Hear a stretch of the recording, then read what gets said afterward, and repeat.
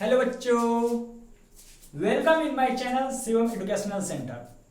आज हम आप सबके लिए एक वर्क करने का आसान तरीका लेकर आया हूं। तो हम लोग चलते हैं अपने फर्स्ट क्वेश्चन की तरफ। यहाँ पर हम लोग 1 का स्क्वायर यानी 111 का स्क्वायर करते हैं, यानी 111 का 2 बार मल्टीपल। तो हम लोग इसको गुना कैसे करते हैं, तो यहाँ पर देखते हैं। यहाँ एक की अंक यानी कि डिजिट गिनते हैं, यानी कि काउंट करते हैं कि एक कितनी बार है। तो इसको सबसे पहले 1 2 3 यानी कि एक 3 बार था, तो 1 से 3 तक इंक्रीजिंग फॉर्म में गए और उसके जस्ट बाद उसका डिक्रीजिंग फॉर्म लिखते हैं, यानी कि 2 1। तो ये हमारा आंसर हो जाता है। तो बच्चों ये कितना आसान है। हम लोग इसी पर दूसरा क्वेश्चन चलते हैं। जैसे यहाँ पर एक की संख्या 5 बार है, यानी कि एक का मल्टीपल 5 एक से करना है, 4 हो गया। उसके बाद मल्टीपल और उतना ही एक और लिखना है, यानी कि 5 डिजिट।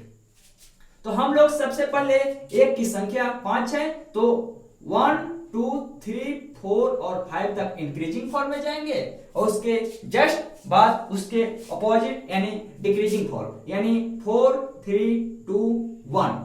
तो ये हम लोगों का आंसर हो जाता है बच्चों। समझ में आ गया बच्चों? तो हम लोग अपने तीसरे क्वेश्चन पर चलते हैं। यहां पर हम लोग सबसे पहले एक की संख्या काउंट करेंगे कि एक कितनी बार है। तो हम लोग काउंट करते हैं 1 2 3 4 5 6 7। तो यहां पर एक 7 बार आया है, तो हम सबसे पहले 1 से 7 तक इंक्रीजिंग फॉर्म में जाएंगे और उसके जस्ट बाद डिक्रीजिंग फॉर्म, यानी 4 3 4 5 6 7 और उसके जस्ट अपोजिट, यानी 6 5 4 3 2 1। तो ये हम लोगों का आंसर हो जाता है बच्चों। उसी पर हम लोग एक सेकंड टाइप पर चलते हैं और उसका गुना करने का सबसे आसान तरीका सीखेंगे।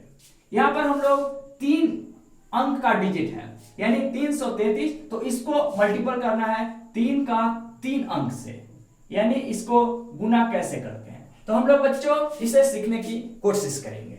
इसका नियम है बच्चों कि 3 यानी कि 3 का डिजिट गिनेंगे कि वो कितनी बार आया है और उससे एक कम एक लिखना है और उसके जस्ट बाद बीच में एक शून्य बैठाना है, यानी 0 बैठाना है। और हम लोग जितनी बार एक लिखे हैं उतना ही हम लोग 8 लिखेंगे, 8 यानी 8, और जस्ट लास्ट में उसका 9 लिख देते हैं। तो ये हम लोगों का आंसर हो जाता है बच्चों। इसी पर हम लोग दूसरे क्वेश्चन करते हैं और उसे समझने की कोशिश करेंगे। सबसे पहले हम लोग यहाँ 3 का डिजिट गिनते हैं कि 3 कितनी बार आया है। तो देखते हैं 1 2 3 4, यानी कि 3 4 बार आया है, तो हम उतना ही एक लिखेंगे, उससे एक कम, जैसे 1 2 3, क्योंकि 4 यहाँ पर 3 यानी 4 बार आया है।